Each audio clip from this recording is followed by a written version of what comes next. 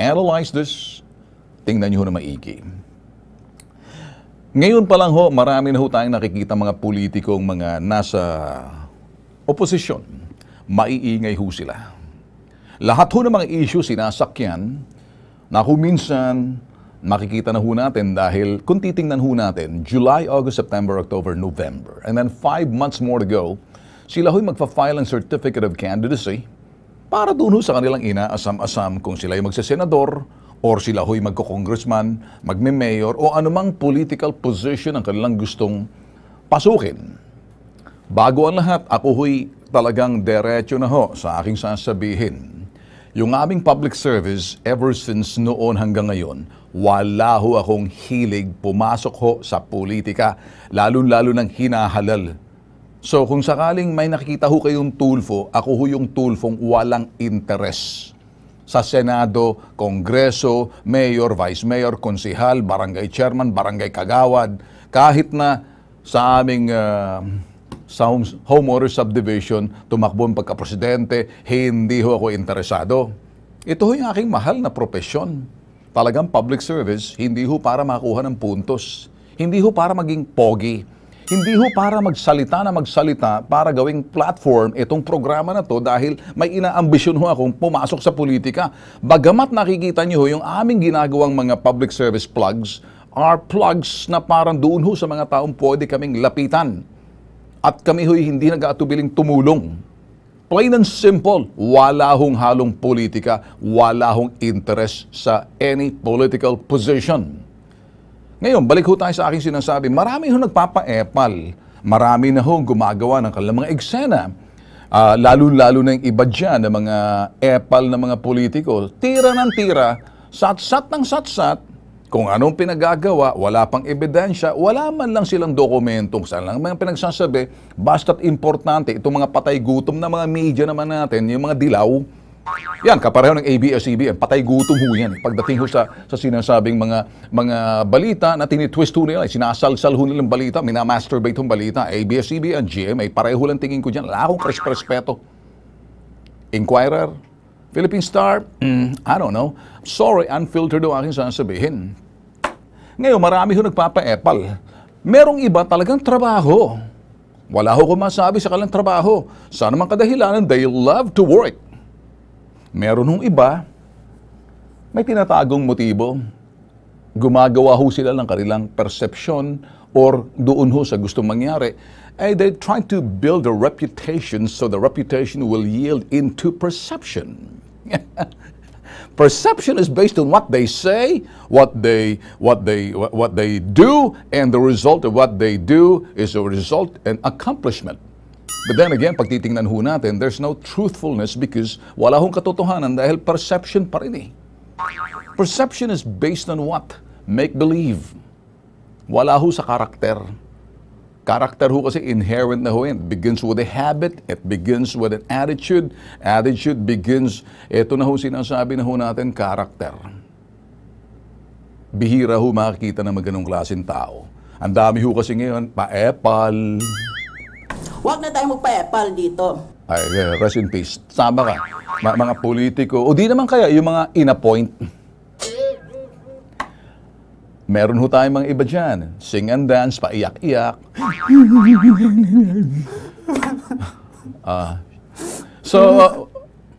Tumigil ka, sundutin kong ilong mo mamaya eh. Paiyak-iyak ka pa.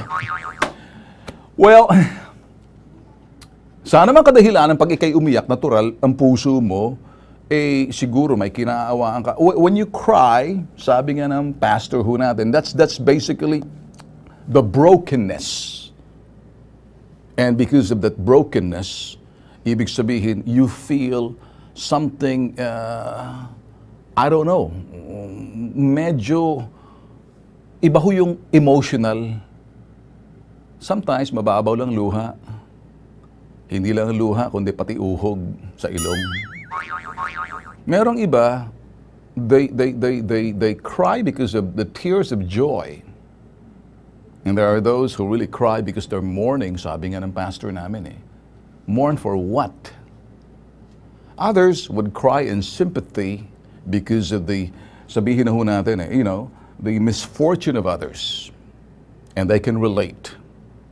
From the misfortune of others, they try to, doon sa sabihin na ho natin, they also there to feel the sadness, and so they cry.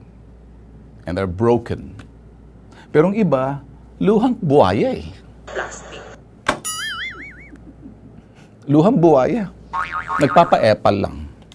You know, anong ibig sabihin noon? Kaupo mo lang tiyang. Magtrabaho ka na.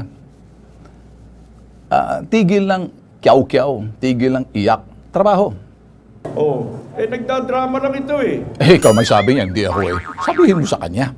Artista kasi. Hindi. Wala sa artista. Well, anyway, ganun lang ho ako magsalita. Bato-bato sa langit ang tatamaan. Public service lang ho. Mapikon man kayo. Wala akong pakialam.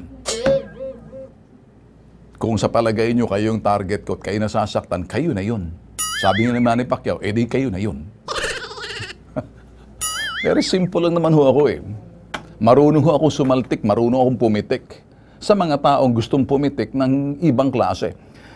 Mga boss, kami ho naniniwala in the court, yung sinasabing, not in the court of public opinion, in the court, the proper forum. Nandyan ho yung COA, Commission on Audit, na magsasabi kung may irregularidad. Nandyan ho yung ombudsman na ikay sasampahan kung mayroong korupsyon. Nandyan yung hukuman na ikay kahikikilos dyan para ikay masentensyan sa iyong pagkakasala o di naman kaya sa iyong mga ginawang krimen. So, naniniwala ho kami sa sinasabing the legal jurisprudence, the presumption of innocence and the proving innocence and the proving guilty in the court of law, not in the court of public opinion. Ang dami yung patay gutom ng mga media eh. Alam niyo naman siguro, isang dura ako, doon sa kabila, dito sa kabila, isang dura. Doon, ABS, alak babae sugal, casino bar nightclub. Dito naman sa kabila, walang kinikilingan. Hey!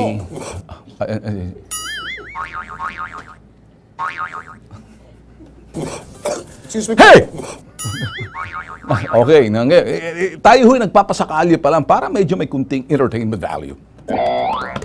Naniniwala ho kami sa sinasabing legal jurisprudence, the presumption of innocence and proven guilty in the court of law, not in the court of public opinion. There are those, yung sinasabing forum for everything. You know, sinasabi ho natin, sa tamang lugar at sa tamang oras, sa tamang panahon, kung kinakailangan, nandoon malalaman ang katotohanan sa legal na proseso. Yan ang kasimple. Simple, nagkakaintindihan na ho tayo. Kaya mag-iingat na ho tayo, baka yung iba dyan nag-aambisyon. Na parang, the fame, because who knows,